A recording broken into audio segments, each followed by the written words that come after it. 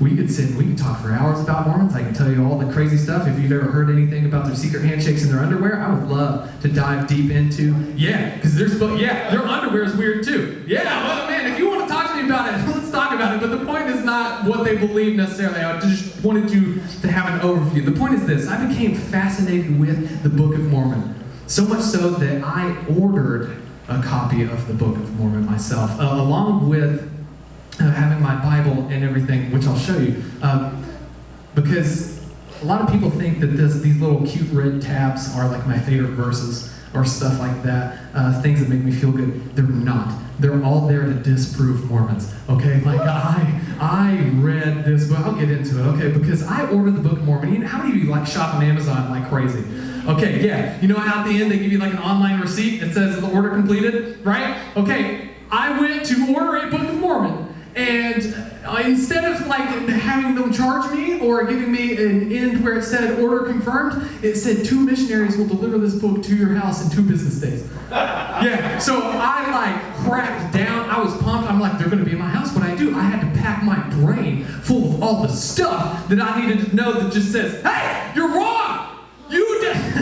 I can prove it. So I actually met with the Mormons a few times, once in my home, and then another time about a month later in their church, which is called a ward, about 30 minutes away. And how do you think the conversation went? You have on one side one person who has devoted their lives, because Mormon missionaries, they're here for 2 years. They have to take a 2-year leave to where they go and actually do their evangelism stuff. But so you have that, and then you have this dude like in Bible school just with nothing else to do. Just pounding away in these books. Like, okay, conversation didn't go well at all. All right? I don't recommend doing that whatsoever. Just having the right information about something isn't enough to convince somebody to come over to your side. Right? There has to be a little bit more. There has to be an experience. Like a lot of you people with your, and don't yell at me, a lot of people love your phone. And most of you have an iPhone. Okay? And listen here, you love your phone, and you all know that I have this Galaxy. I've had Galaxies for years. What's up, brother? But if you love your phone, you're gonna see this and do like so many of you do. It's like, why don't you just switch?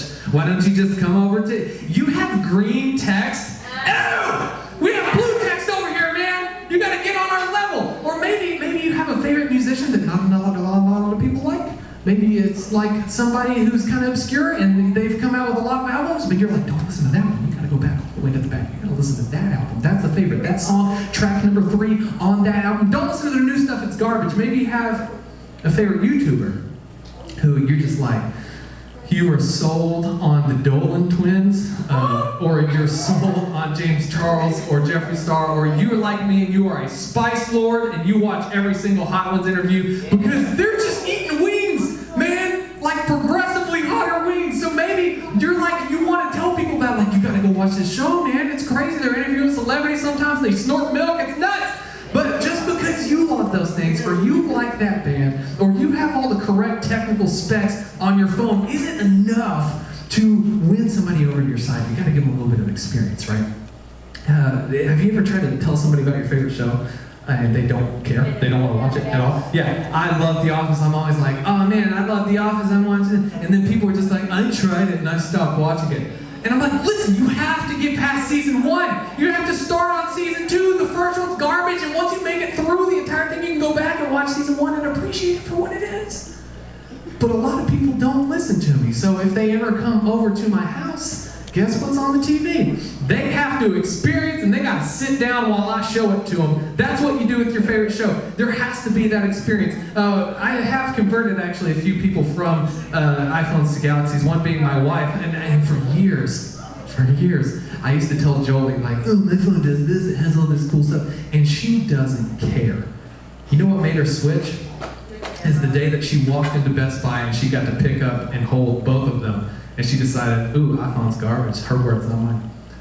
So when it comes to what we're talking about tonight, when it comes to introducing somebody into a relationship with Jesus, you can't just have all the right facts. You can't just have the right words. There has to be a little bit of an experience there too. There has to be a little bit on the spiritual side of things, because there's only so much that flesh and blood can do. There's only so much that we can do to convince somebody of Jesus. There has to be a spiritual thing. Until God does something in the life in the hearts and the minds of the people we're trying to talk to, it's just kind of like us uselessly babbling, and it's not going to get us anywhere, because it's God alone that has the capability to change somebody from the inside out, not our conversations necessarily, not our facts or anything else like that. So here's ultimately what I want you to take away from tonight.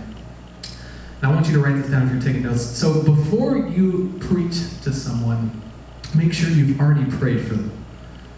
Before you preach to someone, make sure you have already prayed for them, because there's something that happens spiritually on the inside of us when we pray. God can start to let that person that you're praying for experience Him as a result of your words to God.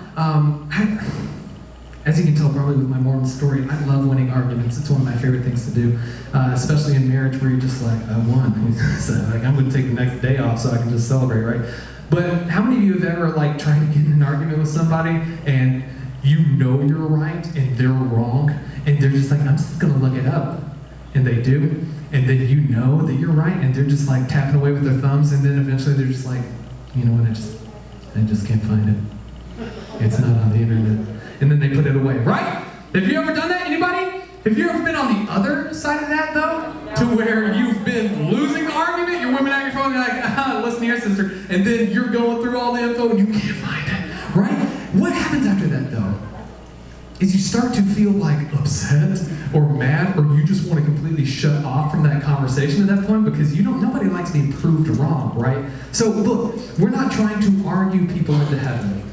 We're not trying to win some debate for Jesus. What we're trying to do is make sure that people come to know the life change that is found in Jesus. We want people to find the truth and the love and the compassion and the joy that we have of coming from that relationship with Jesus, because I believe that every single person deep inside of them has needs. They have a purpose or a sense of purpose, that they are searching for meaning. They want to know why they were made, what they were made for, and it is only in God that you can find the answers to the questions that your soul so desperately longs for. And that's why we want to introduce people to Jesus. So before you go to talk to your friend who's an atheist, or your teacher who has been struggling through some tough times, or your parent who doesn't believe the same things to you, or the Mormons who come and knock on your door, pray for them.